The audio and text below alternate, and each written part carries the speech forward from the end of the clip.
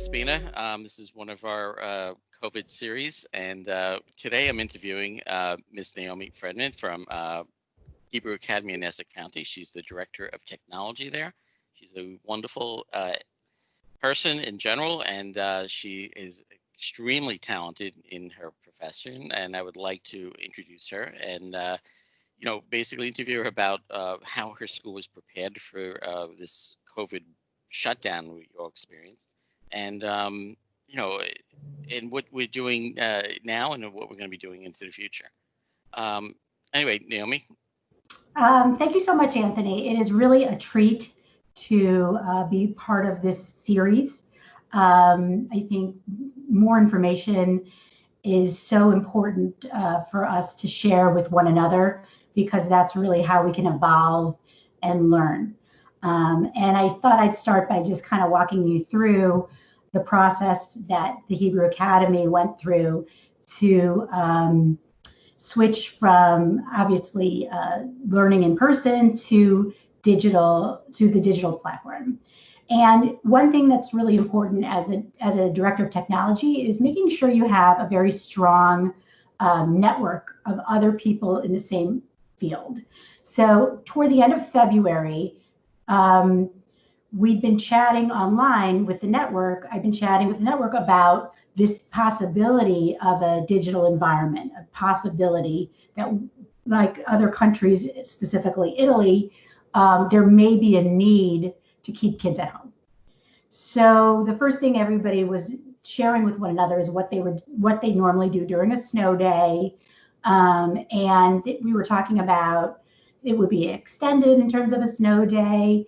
And I thought to myself, it was important to develop a classroom that was as close to a real classroom as possible, because the star of the show is always the teacher. And the teacher would want to teach in his or her comfort zone. So I looked at 3 different platforms in terms of places the children would log into and the teacher would log into to learn. So because we're a Google school, naturally I looked at Google Hangouts. But what I didn't like about Google Hangouts was it didn't have that classroom feel where all the students would be on the screen at one time, and it didn't have the kind of controls that a teacher needs to mute and unmute and things like that. And I looked at Microsoft Teams as well. And again, since we're a Google school, the thought of teaching everyone how to use Microsoft and bringing Microsoft in didn't make sense either. The Zoom platform was something that some of us on the administrative level were very experienced with. I knew about the tools Zoom had, and I contacted Zoom at the beginning of March just to inquire if we could buy a monthly subscription for about 150 teachers and what that would look like. So I was able to generate a quote. I conferred with our business office, and a lot of the principals and the administrators really didn't forecast or didn't really understand the direction that the schools were going to be moving in. So it took about a week or so to get everybody fully committed. So by a week and a half into March, before the shutdown, everyone kind of understood that we needed to prepare for this situation. And what I have at Hebrew Academy, which is so wonderful, is the ability to collaborate with administrators, teachers, etc. And we put our heads together to come up with the best solution for each campus. We have 4 campuses, so each campus kind of needed their own separate model. But I felt it was important institutional-wide to model each campus kind of in a similar way, because many of our parents have kids in more than one campus. So there were 2 pieces to the puzzle that I felt were extremely important. One piece was making sure teachers were comfortable using the Zoom platform to speak directly to their students. And the other piece was making sure teachers were comfortable posting assignments and worksheets and etc. on Google Classroom. So in terms of Zoom, we the week of the shutdown, the administrators gave me and other people that work on the ed tech side of Hank time to meet with the teachers. The high school shut down one day and had the teachers train in Zoom and Google Classroom. Other campuses had set aside 2 hours during the school day and had teachers sub for other teachers so that we could come in and train the teachers on Zoom and Google Classroom. But again, it was a situation that needed to evolve. And the administrators were extremely supportive, and they understood, while they didn't understand necessarily the mechanism of Google Classroom or Zoom, they understood that we needed to have a very strong platform to host the kids, and we needed it to start immediately. We didn't want to have any downtime. An expectation in with our community of parents is that we will continuously develop a strong program for their children, either virtually or in person. So by the first official week of the shutdown, all the teachers had begun to become familiar with Zoom, and all of the teachers had enrolled and created Google Classrooms. Another piece to the puzzle that really worked was hosting the Zoom links and the Google Classrooms on Google Sites. So the two major campuses, the two major elementary school campuses, I created Google Sites with them so that a first grader would click on the first grade page, and then the first grader would click on the link next to 9 a.m. and the link next to 10 a.m. because we really wanted the kids to be independent from the parents. We knew that that a lot of our parents have more than one child, and we wanted to empower the children to be able to manipulate this digital environment themselves. And what's kind of exciting is even our youngest users, those would be our 4-year-olds in our early childhood centers, have become capable of clicking on the links and joining the classrooms. We also made it for Zoom, we had it so they would just simply click and enter the waiting room. We began the process by keeping our security on Zoom lighter because we felt that in the beginning of the process, if we put in all the security measures for the first week or two, it would be a little more difficult for the kids to log in, and we wanted them to get familiar with the environment, and then we were going to start to put the restrictions in place. Google Classroom, we sent out join codes so that the safety of Google Classroom was in place right away, where students would have to sign in to Google Classroom through a join code, so those weren't open publicly either. And then over the course of the next few weeks, we started to implement the waiting room in Zoom, so teachers would have to let the students in one at a time. We mandated that students had to name themselves so that the teachers knew who they were letting in. And then as the quote Zoom bombing infiltration became apparent in the media, we went immediately to authenticated users, which limited anyone joining our Zoom to being a member of our organization. This whole process, as I said, was successful because of the collaboration of the administration and the collaboration of the teachers. However, a huge piece of our success was the support we received from our technology support. And not to toot your horn, Anthony, but without the support of LI Tech, we would not have succeeded. LI Tech created a helpline for our parents. So this way, not only did our teachers have a helpline should they have any issues with their technology, the parents on their end had a place to go to resolve their issues. And this took a tremendous amount of effort, and it continues to do so from LI Tech. But the piece that's so important is that our technicians are evolving with the situation. So that also lent to its success.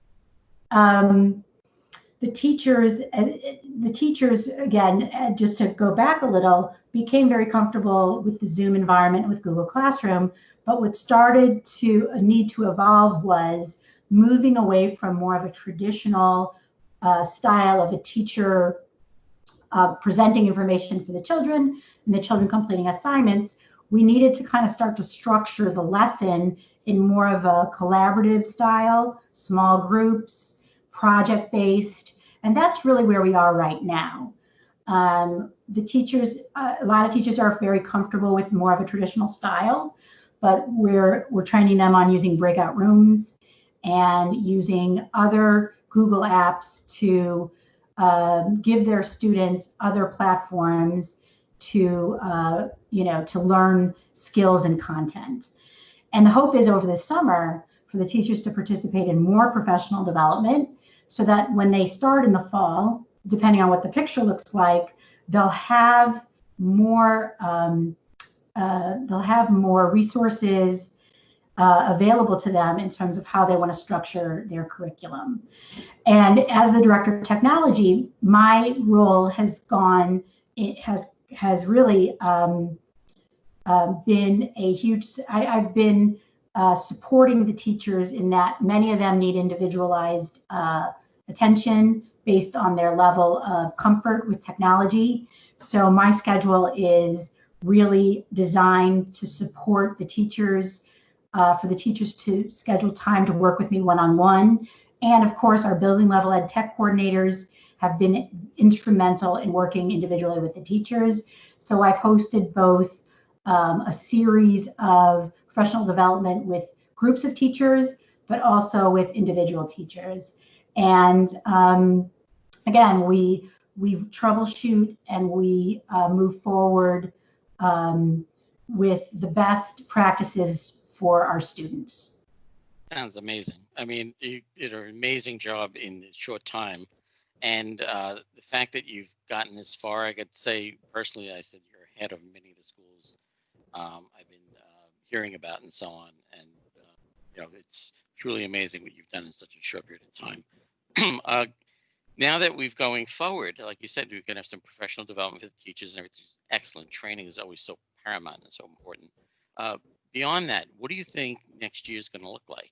If we're going to have a mix of things, on site, remote? I mean, the other thing I look at this is we just were given an opportunity of looking, doing something we never would have done before ourselves, taking the opportunity of, trying all this technology out and trying to go remote. We kind of our hand was forced on this.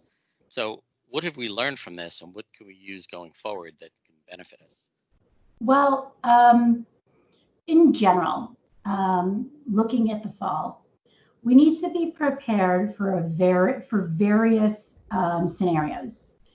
In my vision, I foresee that should the buildings be open,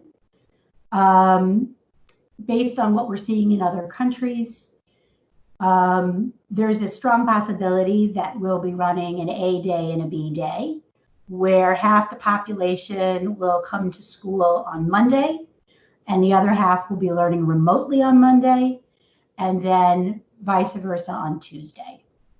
In that case, what we're going to need to prepare is cameras in each classroom, mounted cameras, and the teachers will live stream their classes on specific channels so that the children that are learning digitally that day will be able to easily be a part of the lesson.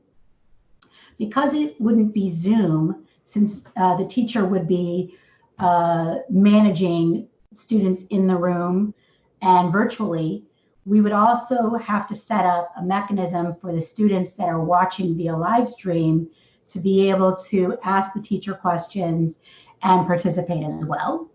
So there's a number of apps that we can use to do that. So the teacher would, as she or he are teaching, would have their own device open, which would be streaming the questions and that the students may have during the live stream. Students, the live stream situation and the live stream channels would be set up in such a way, like we're doing with Zoom right now, where it would be easy for the student to manipulate from one channel to another based on where they needed to be. Now, in our smaller classrooms or our small group work, for example, if a teacher has a math group that meets at 11 o'clock every day and she has only 5 students, the need to live stream wouldn't necessarily be necessary. And for that, we could use Google Hangout or Zoom or FaceTime. We would probably need to individualize depending on the classroom. Another change that we need to implement for the fall is the schedule of the school day. Our high school and our middle school, for the most part, continued with the regular scheduled day, a 9 to 5, or 8 to 4 day, where the students, because they were older, were able to participate in many, many Zooms throughout the day, whereas our elementary schools shortened the school day. Looking forward in the fall, I think it's going to be extremely important to have small class sizes so that the students are given as much attention as possible. Whereas right now, because the whole situation evolved and we didn't know how long it would be for, and we have childcare issues with the teachers, students were grouped not just with their regular class, but with an additional class. So at any given time, we may have a teacher teaching more than 30 students at a time. So that's not a realistic model in terms of teaching. So that's going to be a big part of the process in terms of how to schedule things in the fall. The other piece in the fall that's going to be very important is always having office hours or support hours so that those students learning virtually will have a time to come face to face with the teacher. So the actual day itself will need to look different. There's going to be people, regardless of if the school is open for children to come in, that will opt to only be virtual. So to have the strong virtual program in place with the actual going into school program is going to be very necessary, and decisions on this need to be made within a very finite amount of time so that we can propose a concrete plan to our parents ahead of the school year. I see. All right. Yeah, again, we're going into the unknown right now, but it looks like you have some foresight as far as how you're going to be approaching this. And we're going to have to be able to be moving and changing on a moment's notice, depending on what kind of regulations we get hit with and so on going forward. And from a technology standpoint, I mean, it looks like, even with the Zoom and Teams and so on, technology has been evolving to accommodate us, which is great as well, because we definitely need those tools, and those tools need to be enhanced in order to accommodate this new quote unquote norm. Yeah, one issue we foresaw or we forecasted was a need for our parents, students to have mobile devices. Most families have a computer and an iPad, but they don't necessarily have a device for each child. So because the schools have several devices in the buildings, we came up with a system to loan devices to families on a need basis, as well as teachers.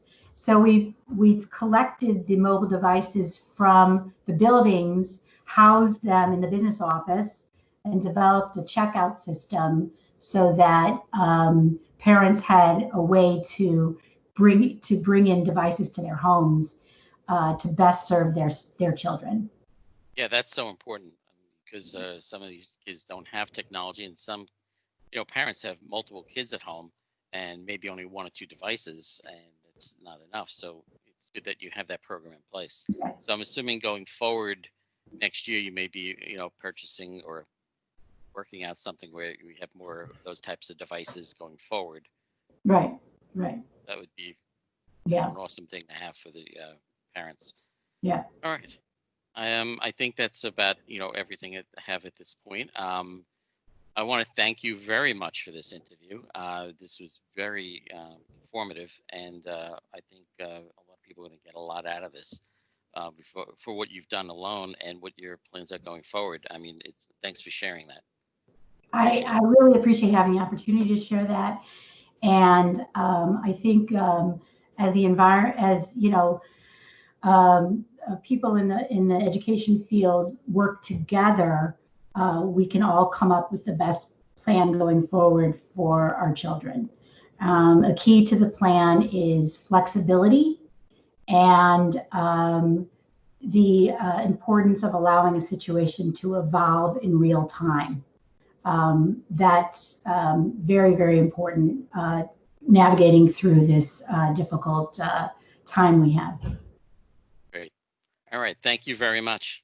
Thank you. This is Anthony from LA Tech Advisors. Again, this is a COVID series we've been running, and thank you for tuning in. Thank you.